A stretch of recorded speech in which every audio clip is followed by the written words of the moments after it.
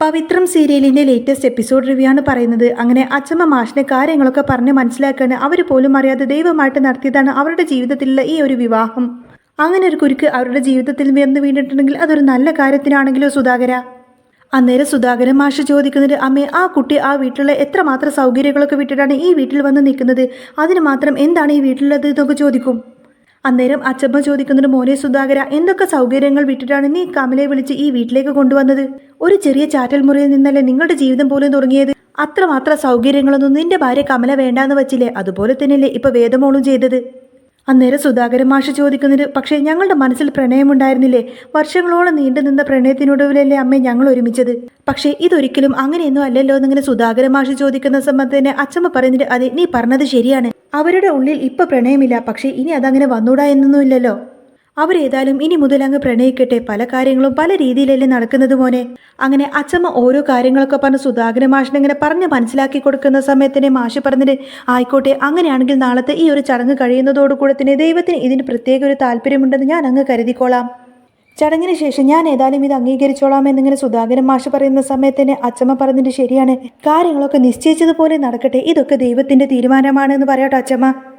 അന്നേരം സുധാകരൻ മാഷ് പറഞ്ഞിട്ട്, ഇത് ദൈവത്തിന്റെ തീരുമാനമാണെന്ന് അമ്മ പറയുന്നത് പോലെ തന്നെ വേദയുടെ മുത്തശ്ശിയും പറയാറുണ്ട്. ഏതായാലും അവരൊക്കെ ഈ കല്യാണം കൂടാൻ വേണ്ടിയിട്ട് വരുമല്ലോ. ഏതായാലും നിശ്ചയിച്ചതുപോലെ തന്നെ ഈ ഒരു ചടങ്ങ് നടക്കട്ടെ. ചടങ്ങ് നടന്നതിന് ശേഷം ഇതൊരു ദൈവവിധിയാണെന്ന് നമുക്ക് എല്ലാവർക്കും സമ്മതിക്കാമെന്നൊക്കെ പറയും. അവരുടെ കല്യാണം കഴിഞ്ഞതിന് ശേഷം ഞാൻ അവരെ അംഗീകരിക്കാമെന്ന രീതിയിലായിരിക്കും സുധാകരൻ മാഷ് അച്ചമ്മയോട് സംസാരിക്കുന്നത്. പിന്നീട് കാണിക്കുന്നത് അനിയൻകുട്ടനും ജോസഫും അവരെല്ലാവരും ചേർന്നിട്ട് ഇരുന്നിങ്ങനെ മദ്യപിക്കാണ്. ഇതൊരു ബാച്ചിലർ പാർട്ടിയല്ലേ, അതുകൊണ്ട് നീ വിക്രമിനെ കൂടി വിളിക്കടാന്ന് പറയുന്ന സമയത്തിന്, അവനൊന്നും വിളിക്കണ്ട, അവൻ ഏതായാലും അവിടെ കിടന്നുറങ്ങിക്കോട്ടെ എന്ന് പറയും. ഏതായാലും അവനെ വിളിക്കേണ്ട കാര്യമൊന്നുമില്ല, അവന് ബാച്ചിലർ ഒന്നുമല്ലല്ലോ, അവൻ്റെ കല്യാണം കഴിഞ്ഞിട്ട് എത്ര നാളായി എന്ന് ചോദിക്കുന്ന സമയത്ത് തന്നെ അവൻ കല്യാണം കഴിഞ്ഞതേ ഉള്ളൂ, അവൻ ഇപ്പോഴും കന്യകനാണ് എന്നൊക്കെ പറയാണ് ജോസഫ്. എന്നിട്ട് പറഞ്ഞിട്ട്, ഇനി ഏതായാലും ഈ കല്യാണത്തിന് പ്രത്യേകിച്ച് തടസ്സങ്ങളൊന്നും ഇല്ലാതായിരുന്നാൽ മതിയായിരുന്നു. ഏതായാലും കല്യാണത്തിന് ആ കുട്ടിയുടെ വീട്ടുകാർ സമ്മതിച്ചല്ലോ. അന്നേരം പുളിക്കൻ ചോദിക്കുന്നത്, എന്ത് വീട്ടുകാർ സമ്മതിക്കുന്നത്? അവളുടെ ഏട്ടന് ഇപ്പോഴും ഇതിനൊന്നും സമ്മതമല്ലല്ലോ. അവൻ ഇപ്പോഴും വിക്രത്തിനെ കൊല്ലാൻ നടക്കില്ലേ എന്ന് ചോദിക്കുന്ന സമയത്തിന് പുളിക്കൻ ചോദിക്കുന്നത്, എന്ത് കൊല്ലാനോ? അപ്പോൾ അന്നത്തെ ആ ഒരു ആക്സിഡന്റിന് പുറകിലും ശ്രീകാന്താണല്ലേ എന്ന് ചോദിക്കും. അന്നേരം പിന്നെ അല്ലാതെ എന്ന് ചോദിക്കുന്ന സമയത്തിന്, അത് അവനറിയോ, വിക്രത്തിനറിയോ എന്ന് ചോദിക്കുന്ന സമയത്തിന്, വിക്രത്തിനൊക്കെ അത് നന്നായിട്ടറിയാം. ശ്രീനിവാസൻ സാറോട് അവൻ ആ കാര്യങ്ങളൊക്കെ പറഞ്ഞു, പക്ഷെ അവൻ പറഞ്ഞത് ഇപ്പൊ അവനൊന്നും ചെയ്യേണ്ടതാണ്. അപ്പോൾ പിന്നീട് പ്രതികാരം വീട്ടാനായിരിക്കുമല്ലേ എന്ന് ചോദിക്കുന്ന സമയത്തിന്, അതൊന്നും അറിയില്ല, എന്തോ വിക്രം മനസ്സിൽ കരുതി കൂട്ടി വെച്ചിട്ടുണ്ട് എന്നൊക്കെ പറയാണ് അവര്. പിന്നീട് കാണിക്കുന്നത്, അന്ന് രാത്രി വേദ ഇങ്ങനെ മുറിയിൽ വന്നിരിക്കുന്ന സമയത്തിന് ഭയങ്കര ഇടിവെട്ടും മഴയൊക്കെ കാണുന്ന സമയത്തിന് വേദക്ക് വല്ലാത്ത പേടി തോന്നും. വേദ വേഗം പോയിട്ട് ജനലൊക്കെ ഇങ്ങനെ അടച്ചിടുന്നുണ്ട്. ഇതേ സമയത്തന്നെ വിക്രവും ജനലിൽ കൂടെ ആ ഒരു ഇടിവെട്ട് മഴ ഇങ്ങനെ നോക്കിക്കൊണ്ടേയിരിക്കുകയാണ്. എന്നിട്ട് പഴയ കാര്യങ്ങളെക്കുറിച്ചൊക്കെ ചിന്തിക്കാട്ടെ വിക്രം. വേദ തൻ്റെ ജീവിതത്തിലേക്ക് വന്നതിന് ശേഷമുള്ള ഓരോ ഭാഗങ്ങളായിട്ട് ഒരു ബാക്ക്ഗ്രൗണ്ട് പാർട്ടിന്റെ മ്യൂസിക്കോട് കൂടെ തന്നെ അതേക്കുറിച്ച് ഇങ്ങനെ ചിന്തിച്ചിരിക്കാട്ടോ വിക്രം വേദയൊക്കെ. വേദ തൻ്റെ ജീവിതത്തിൽ നടന്നിട്ടുള്ള ഓരോ പടികളൊക്കെ ചിന്തിച്ച് ഭയങ്കര സങ്കടപ്പെട്ട് ഇങ്ങനെ പൊട്ടിക്കരയുന്നതും കണ്ടുകൊണ്ടായിരിക്കട്ടോ ശ്രീജേച്ചി അങ്ങോട്ടേക്ക് വരുന്നത്. ശ്രീജ വന്ന് ചോദിക്കുന്നുണ്ട്, എന്താ വേദമോളെ നീ ഈ കരയുന്നത്, നിനക്കിത് എന്ത് പറ്റിയെന്ന് ചോദിക്കും. അന്നേരം വേദ പറഞ്ഞിട്ട്, ഇതുവരെ ഞാൻ ഇങ്ങോട്ടേക്ക് വന്നിട്ട് എനിക്കൊരിക്കൽ പോലും കരയാൻ തോന്നിയിട്ടില്ല ശ്രീജയെടുത്തി, പക്ഷേ ഇപ്പം എനിക്ക് കരയാൻ തോന്നുന്നു എന്ന് പറയും. അന്നേരം ശ്രീജ പറഞ്ഞതിന്, മോളെ, നീ ഇപ്പം ഈ കരയുന്ന കണ്ണീര് ഇനി വരാൻ പോകുന്ന സന്തോഷത്തിൻ്റെതാണ്, അത് ഉറപ്പാണ്, 100% ഉറപ്പാണ്. നീ ഒന്ന് സമാധാനപ്പെടും മോളെ എന്നൊക്കെ പറഞ്ഞുകൊണ്ടിട്ട് ശ്രീജ അങ്ങനെ വേദയെ ആശ്വസിപ്പിക്കും. പിന്നീട് കാണിക്കുന്നത്, പിറ്റേ ദിവസം രാവിലെ തന്നെ ശങ്കരനാരായണൻ ഏതായാലും കല്യാണത്തിന് പോകാൻ വേണ്ടിയിട്ട് ഡ്രസ്സൊക്കെ മാറ്റിയിട്ട് ഇങ്ങനെ റെഡി ആയിട്ട് വരായിരിക്കും. അതും കണ്ടുകൊണ്ട് തന്നെ ശ്രീകാന്ത് ചോദിക്കുന്നുണ്ട്, അല്ല അച്ഛൻ എന്താ എങ്ങോട്ടേക്കാന്ന് ചോദിക്കും. ആ സമയത്തിന് അച്ഛൻ ചോദിക്കുന്നുണ്ട്, അല്ല നീ എന്താ ഒന്നും അറിയാത്തതുപോലെ, എന്താടാ നീ വരുന്നില്ലേ എന്ന് ചോദിക്കുന്ന സമയത്തിന് ശ്രീകാന്തിന് ദേഷ്യം വരും. ശ്രീകാന്ത് ചോദിക്കുന്നുണ്ട്, അച്ഛൻ എന്തൊക്കെയാണ് ഈ പറയുന്നത്? ആ പ്രഹസനം കാണാൻ വേണ്ടിയിട്ട് ഞാൻ കൂടെ അങ്ങോട്ടേക്ക് വരണമെന്നോ? അന്നേരം ശങ്കരനാരായണൻ ചോദിക്കുന്നുണ്ട്, എന്ത് പ്രഹസനോ, നീ എന്തൊക്കെയാണ് ഈ പറയുന്നത്? ഇന്ന് അവരുടെ കല്യാണമല്ലേ എന്ന് ചോദിക്കും. അന്നേരം ശ്രീകാന്ത് പറയുന്നത്, അച്ഛൻ വിചാരിക്കുന്നത് പോലെയൊന്നുമല്ല കാര്യങ്ങൾ, ഇത് ശരിക്കും അവൻ്റെ ഒരു പ്രഹസനം മാത്രമാണെന്ന് പറയും. എന്നാൽ ഇതും കേട്ടുകൊണ്ടായിരിക്കട്ടോ മുത്തശ്ശിയും പത്മവും ദീപ്തിയൊക്കെ അങ്ങോട്ടേക്ക് വരുന്നത്. മുത്തശ്ശി ചോദിക്കുന്നുണ്ട്, ആരാടാ പ്രഹസനം കാണിക്കാൻ പോകുന്നത്? നീ എന്തൊക്കെയാടെ വിളിച്ചു പറയുന്നത്? നിനക്ക് കാര്യങ്ങളൊന്നും വ്യക്തമായിട്ട് അറിയാത്തത് കൊണ്ടാണ് നീ ഇങ്ങനെ വായിൽ തോന്നുന്നതൊക്കെ വിളിച്ചു പറയുന്നത്. എടാ ഇന്നല്ലടാ അവരുടെ കല്യാണം എന്നൊക്കെ ചോദിക്കാണ് മുത്തശ്ശി. അന്നേരം ശ്രീകാന്ത് പറഞ്ഞിട്ട്, ഇത് പ്രഹസനം തന്നെയാണ്, അല്ലാതെ പിന്നെ മറ്റെന്താണ്? അതെ, ഇതിൻ്റെ പേരും പറഞ്ഞു കൊടുത്തിട്ട് എന്നെ വർഷയുടെ വീട്ടുകാരൊക്കെ ഇങ്ങനെ കളിയാക്കിക്കൊണ്ടിരിക്കുകയാണെന്നൊക്കെ പറയും. അന്നേരം മുത്തശ്ശി ചോദിക്കുന്നുണ്ട്, എന്ത് പരിഹസിക്കുന്നെന്നോ? എന്തിനാണ് വർഷ നിന്നെ പരിഹസിക്കുന്നത്? ഇത് ഈ വീട്ടിലൊരു ചടങ്ങാണ്, ഈ വീട്ടിലെ മോളുടെ വിവാഹമാണ്, അതിനിപ്പോൾ വർഷ നിന്നെ പരിഹസിക്കേണ്ട കാര്യം എന്താണ്? വർഷ ഏതായാലും ഈ വീട്ടിലേക്ക് കയറി വന്ന മരുമകളാണ്, അതുകൊണ്ട് തന്നെ ഈ വീട്ടിൽ തീരുമാനമെടുക്കാനുള്ള യാതൊരുവിധ അധികാരവും അവൾക്കില്ല. ഒന്നുമില്ലെങ്കിലും അവളൊരു ഗർഭിണിയായ പെണ്ണല്ലേ, അവൾ എന്തിനാ മറ്റുള്ളവരെ കുറ്റപ്പെടുത്തിയിട്ട് ഇങ്ങനെ സംസാരിക്കുന്നതൊക്കെ? അവൾക്ക് എന്തെങ്കിലും നല്ല കാര്യം ചിന്തിച്ചാൽ പോരെ?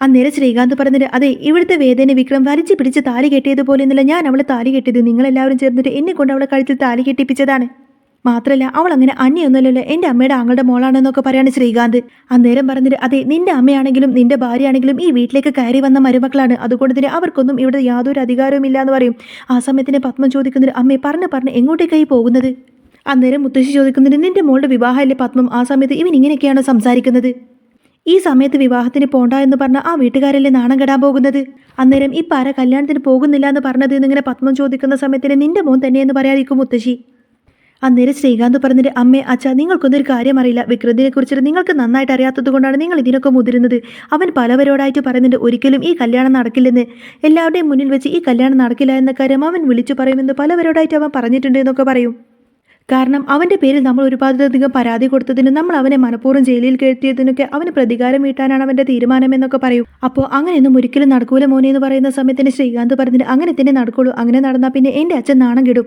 അതുകൊണ്ട് അങ്ങനെ നാണം കെടാൻ ഒരിക്കലും എൻ്റെ അച്ഛനെ ഞാൻ അങ്ങോട്ടേക്ക് വിടില്ല എന്നൊക്കെ പറഞ്ഞ് നിൽക്കുമായിരിക്കും ശ്രീകാന്ത് അന്നേരം ദീപ്തി പറഞ്ഞിട്ട് എങ്കിൽ പിന്നെ ഒരു കാര്യം ചെയ്യാം നമുക്ക് ഏതായാലും ആ ചടങ്ങ് കൂടാൻ വേണ്ടിയിട്ട് അങ്ങോട്ടേക്ക് പോവാം ചടങ്ങൊക്കെ കഴിഞ്ഞിട്ട് താലി കെട്ടുന്നതിന് ശേഷം അച്ഛനെ നമുക്കൊരു മെസ്സേജ് അയച്ചാൽ പോരെ ആ സമയത്തിന് അച്ഛൻ അങ്ങോട്ടേക്ക് വന്നോളും എന്നൊക്കെ പറയും അന്നേരം പത്മവും പറഞ്ഞിട്ട് എങ്കിൽ പിന്നെ അങ്ങനെ ചെയ്താൽ മതി എന്ന് പറയുന്ന സമയത്തിന് ശങ്കരനാരായണൻ പറഞ്ഞിട്ട് അങ്ങനെയാണ് അവൻ്റെ മനസ്സിലെ ഉദ്ദേശമെങ്കിൽ ഒരിക്കലും നാണം കിടാൻ വേണ്ടിയിട്ട് ഞാൻ അതുവരെയൊന്നും വരുന്നില്ല ഏതായാലും നിങ്ങൾ അവിടുത്തെ ചടങ്ങെല്ലാം കഴിഞ്ഞതിന് ശേഷം എന്നെ വിളിക്ക് എന്നിട്ട് ഞാൻ വരാമെന്നൊക്കെ പറയും ശരി ചടങ്ങെല്ലാം കഴിഞ്ഞതിന് ശേഷം നിങ്ങൾ എന്നെ വിളിച്ച് വിവരം അറിയിക്ക് അച്ഛൻ എവിടെയെന്ന് ചോദിച്ചാൽ കോടതിയിൽ കേസും കാര്യങ്ങളായിട്ട് പോയിട്ടുണ്ട് പിന്നീട് വരാമെന്ന് പറഞ്ഞിട്ടുണ്ടെന്നൊക്കെ പറഞ്ഞാൽ മതി എന്നൊക്കെ പറയും അങ്ങനെ അച്ഛനെ അവിടെ നിർത്തിക്കൊണ്ടതിന് അവർ 3 പേരും വേദയുടെ വീട്ടിലേക്ക് ചടങ്ങ് നടത്തുന്ന സ്ഥലത്തേക്ക് പോവാണ് പിന്നീട് കാണിക്കുന്നത് വിവാഹ പന്തലായിരിക്കും എല്ലാവരും ആ ഒരു ചടങ്ങ് നടത്താൻ വേണ്ടിയിട്ട് ഒരുങ്ങിയിരിക്കുകയായിരിക്കട്ടോ എല്ലാവരും ഒരുങ്ങിയിരിക്കുന്നുണ്ടെങ്കിൽ വിക്രം മാത്രം ഡ്രസ്സ് പോലും മാറ്റാതെ അവിടെ തന്നെ ഇങ്ങനെ ചടഞ്ഞുകൂടിയിരിക്കുകയാണ് അന്നേരം ജോസഫും മനിയും കുട്ടനൊക്കെ വന്ന് ചോദിക്കുന്നുണ്ട് എടാ നിനക്ക് എന്ത് പറ്റി നീ എന്തെങ്ങനെ ഒരുങ്ങാതിരിക്കുന്നത് എല്ലാവരും വന്നു തുടങ്ങിയെന്നൊക്കെ പറയും അന്നേരം വിക്രം പറയുന്നതിന് ഞാനൊന്നും ഒരുങ്ങുന്നില്ല അല്ല ഞാൻ എന്തിനാ ഒരുങ്ങുന്നത് എന്ന് ചോദിക്കുന്ന സമയത്തിന് അനിയൻ കുട്ടൻ ചോദിക്കുന്നുണ്ട് പിന്നെ എന്തിനാടാ നീ ഇങ്ങനെ കാര്യങ്ങളൊക്കെ ഇത്ര വരെ കൊണ്ടെത്തിച്ചത്